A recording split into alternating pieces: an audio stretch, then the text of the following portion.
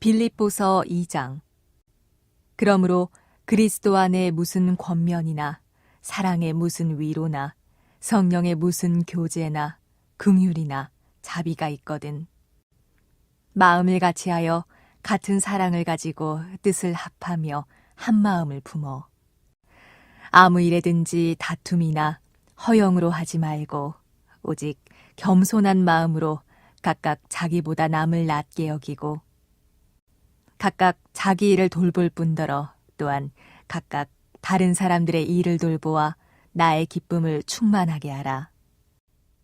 너희 안에 이 마음을 품으라. 곧 그리스도 예수의 마음이니 그는 근본 하나님의 본체시나 하나님과 동등됨을 취할 것으로 여기지 아니하시고 오히려 자기를 비워 종의 형체를 가지사 사람들과 같이 되셨고 사람의 모양으로 나타나사 자기를 낮추시고 죽기까지 복종하셨으니 곧 십자가에 죽으심이라.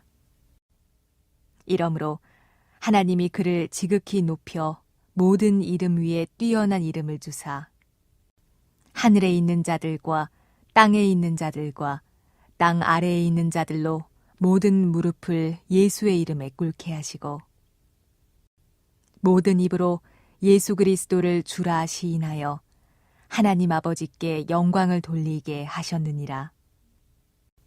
그러므로 나의 사랑하는 자들아 너희가 나 있을 때뿐 아니라 더욱 지금 나 없을 때에도 항상 복종하여 두렵고 떨림으로 너희 구원을 이루라. 너희 안에서 행하시는 이는 하나님이시니 자기의 기쁘신 뜻을 위하여 너희에게 소원을 두고 행하게 하시나니 모든 일을 원망과 시비가 없이 하라. 이는 너희가 흠이 없고 순전하여 어그러지고 거스르는 세대 가운데서 하나님의 흠 없는 자녀로 세상에서 그들 가운데 빛들로 나타내며 생명의 말씀을 밝혀 나의 다름질이 헛되지 아니하고 수고도 헛되지 아니하므로 그리스도의 날에 내가 자랑할 것이 있게 하려 함이라. 만일 너희 믿음의 재물과 섬김 위에 내가 나를 전제로 드릴지라도 나는 기뻐하고 너희 무리와 함께 기뻐하리니 이와 같이 너희도 기뻐하고 나와 함께 기뻐하라. 내가 디모데를 속히 너희에게 보내기를 주 안에서 바람은 너희의 사정을 알므로 안위를 받으려 함이니 이는 뜻을 같이하여 너희 사정을 진실이 생각할 자가 이밖에 내게 없음이라. 그들이 다 자기 일을 구하고 그리스도 예수의 일을 구하지 아니하되 디모데의 연단을 너희가 안하니 자식이 아버지에게 함같이 나와 함께 복음을 위하여 수고하였느니라. 그러므로 내가 내 일이 어떻게 될지를 보아서 곧 이 사람을 보내기를 바라고 나도 속히 가게 될 것을 주 안에서 확신하노라. 그러나 에바브로디도를 너희에게 보내는 것이 필요한 줄로 생각하노니 그는 나의 형제요 함께 수고하고 함께 군사된 자요 너희 사자로 내가 쓸 것을 돕는 자라. 그가 너희 무리를 간절히 사모하고 자기가 병든 것을 너희가 들은 줄을 알고 심히 근심한지라.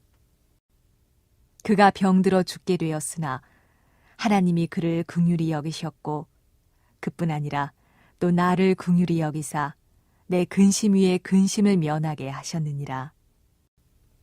그러므로 내가 더욱 급히 그를 보낸 것은 너희로 그를 다시 보고 기뻐하게 하며 내 근심도 덜려 함이니라. 이러므로 너희가 주 안에서 모든 기쁨으로 그를 영접하고 또 이와 같은 자들을 존귀히 여기라. 그가 그리스도의 일을 위하여 죽기에 이르러도 자기 목숨을 돌보지 아니한 것은 나를 섬기는 너희의 일에 부족함을 채우려 함이니라. 오늘은 그리스도의 나라에 자랑할 것이 무엇입니까? 라는 제목으로 함께 말씀을 나누고자 합니다. 오늘 본문을 보면 예수 그리스도의 겸손은 무엇인가? 이것을 우리에게 말씀하고 있습니다. 예수 그리스도의 겸손은 하나님의 뜻을 따라 죽기까지 복종하신 그 삶, 그것이 예수 그리스도의 겸손이다. 이것을 말씀해 줍니다. 7절 8절 보면 이렇게 말씀합니다. 오히려 자기를 비워 종의 형체를 가지사 사람들과 같이 되셨고 사람의 모양으로 나타나사 자기를 낮추시고 죽기까지 복종하셨으니 곧 십자가에 죽으심이라. 자기를 비워 이렇게 말씀합니다. 케노시스의 영성이지요. 하나님의 뜻에 대해서 자기 생각을 주장하지 않는다는 겁니다. 자기 생각을 넣지 않고 비워버린다는 겁니다. 이게 겸손이라는 것이지요. 이번에 공간 재구성 공사를 이제 하고 있는데 모든 인테리어가 거의 90% 이상 잘 나왔습니다. 근데 아주 간혹 그 전체 계획하고 의도한 것과는 달리 인테리어 디자이너가 자기 생각으로 한 부분이 있습니다. 이거는 이야기한 적도 없는데 자기 생각을 몇 군데 이렇게 넣은 것이 있는데 나중에 다 하고 보면 조화가 안 되는 것이지요. 왜 이렇게 했는가?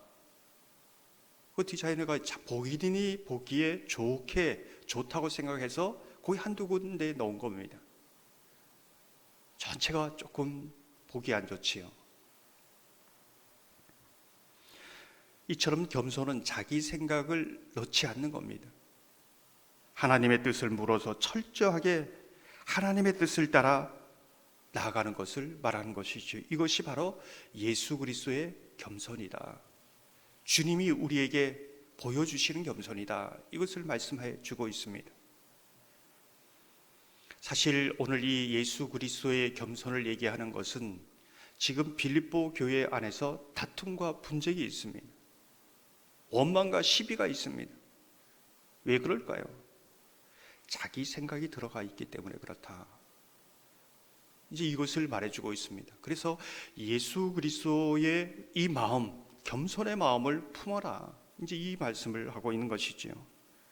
3절 4절 보면 이렇게 말씀합니다. 아무 일에든지 다툼이나 허영으로 하지 말고 오직 겸손한 마음으로 각각 자기보다 남을 낮게 여기고 각각 자기를 돌볼 뿐더러 또한 각각 다른 사람들의 일을 돌보아 나의 기쁨을 충만하게 하라. 왜 교회 안에 분쟁과 다툼, 시비, 원망이 일어나는가? 자세히 보면은 자기 생각이 들어가 있기 때문에 그렇습니다. 자기 생각과 고집을 주장하다 보니까 이렇게 다툼과 분쟁이 일어나는 겁니다. 예수 그리스도의 겸손은 사람들의 관계에서 나타나는데 그 특징이 무엇인가? 자기보다 남을 낮게 여기는 마음입니다. 하나님의 관계에서는 철저하게 하나님의 뜻을 따르고자 하는 마음이요, 그것이 사람들의 관계 속에서는 자기보다 남을 낮게 여기는 마음이다.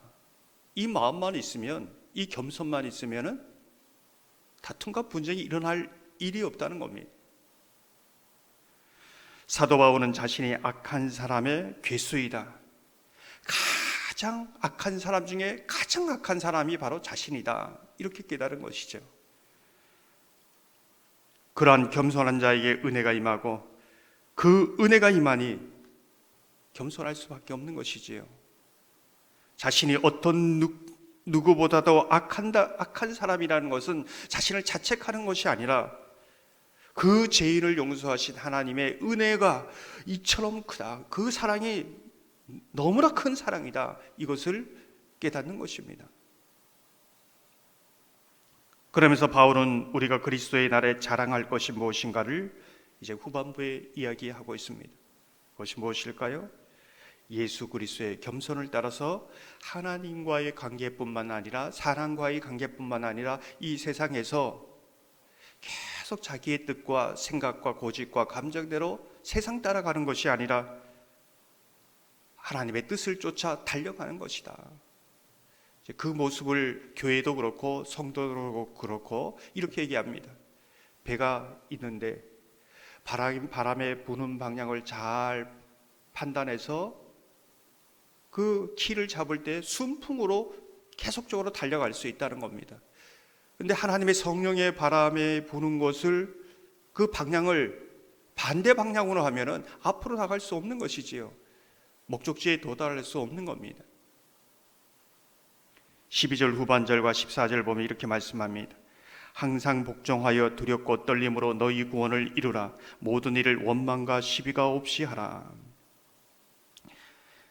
그러한 삶이 세상 속에서 빛의 자녀의 삶으로 나타날 것이며 세상 끝에 하나님 앞에서 자랑할 것이 있는 삶으로 나타날 것이다. 이렇게 이제 말씀합니다. 그러면서 그 빌립보 교회 안에 다툼과 분쟁이 가득한 그 교회 안에 에바브로디도와 또 디모데, 정말 자기의 생각, 자기의 뜻대로 감정대로 하는 것이 아니라 예수 그리스도의 뜻을 구하면서 교회를 세워가는 이 두 사람을 소개하고 있는 것이지요. 저와 여러분이 예수 그리스도의 겸손을 배워 이 겸손을 통해서 그리스도의 날에 자랑할 것이 있는 저와 여러분의 삶이 되기를 주님의 이름으로 축원합니다.